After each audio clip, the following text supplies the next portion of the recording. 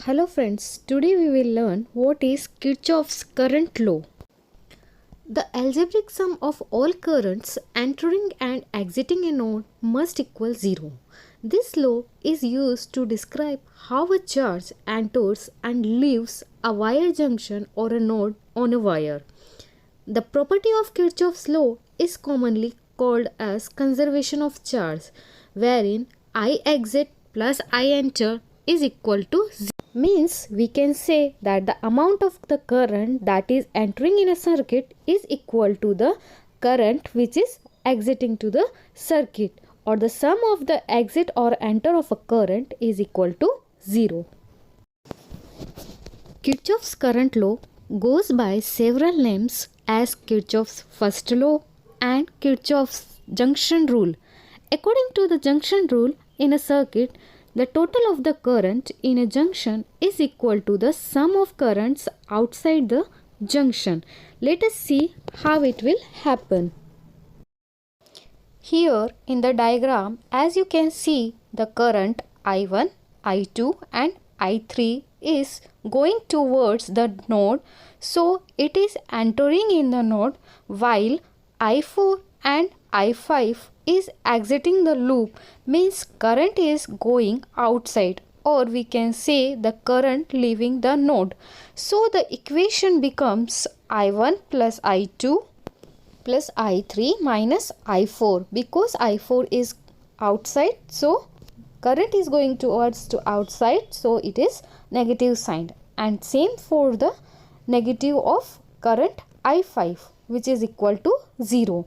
Or we can say in other words that I1 plus I2 plus I3 is equal to I4 and I5. Current entering the node equals current leaving the node.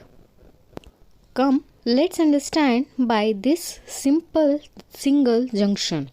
In this simple single junction, the current IT leaving the junction is the algebraic sum of the two currents I1 and I2 entering the same junction, that is IT is equal to IT and I1.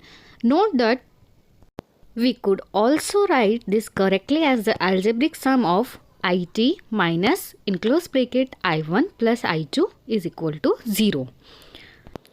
So if I1 equal 3 ampere and I2 is equal to 2 ampere, then the total current IT leaving the junction will be 3 plus 2 is equal to 5 ampere. And we can say we can use this basic law for any number of junctions or nodes, as the sum of the currents both entering and leaving will be the same.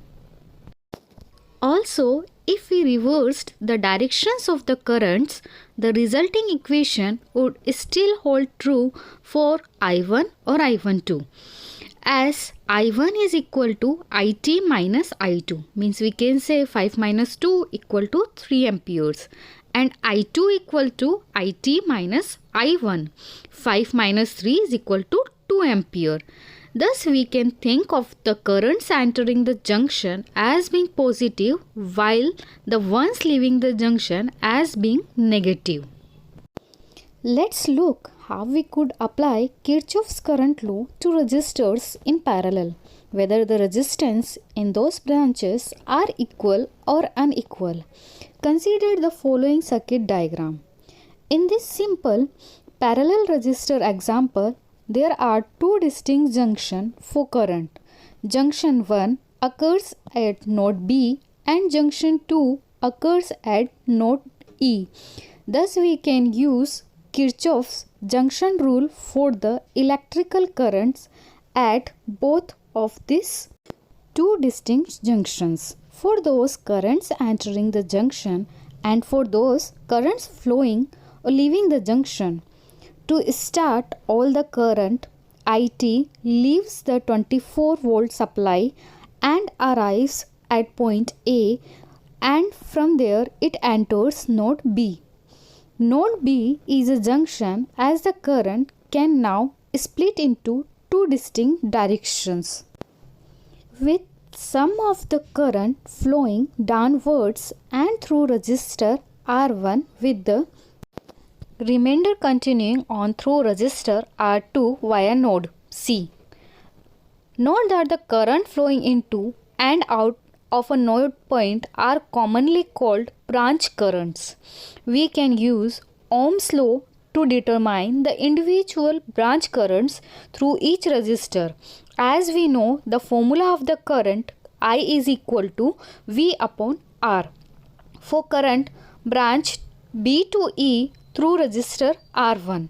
So we can say I1 is equal to V divided by R1, means 24 by 8 is equal to 3 ampere. For the current branch C to D through resistor R2, we can say I2 is equal to V divided by R2, means the resistor is 2 ampere. From above, we know that Kirchhoff's current law states that the sum of the currents entering a junction must equal the sum of the currents leaving the junction.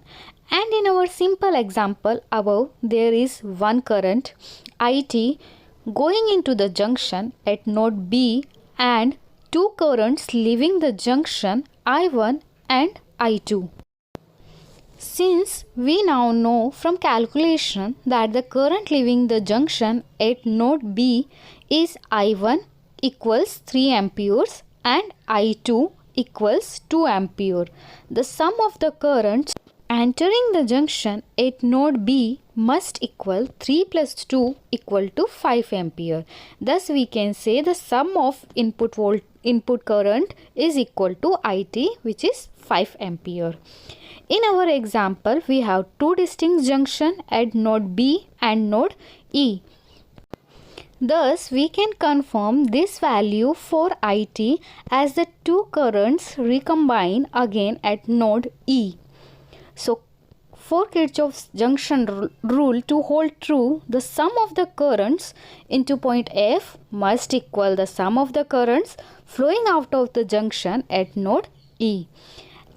As the two currents entering junction E are 3 amperes and 2 amperes respectively, the sum of the currents entering point F is therefore 3 plus 2 is equal to 5 amperes. Then the total current IT equal to 5 ampere, and therefore Kirchhoff's current law holds true as this is the same value as the current leaving point A.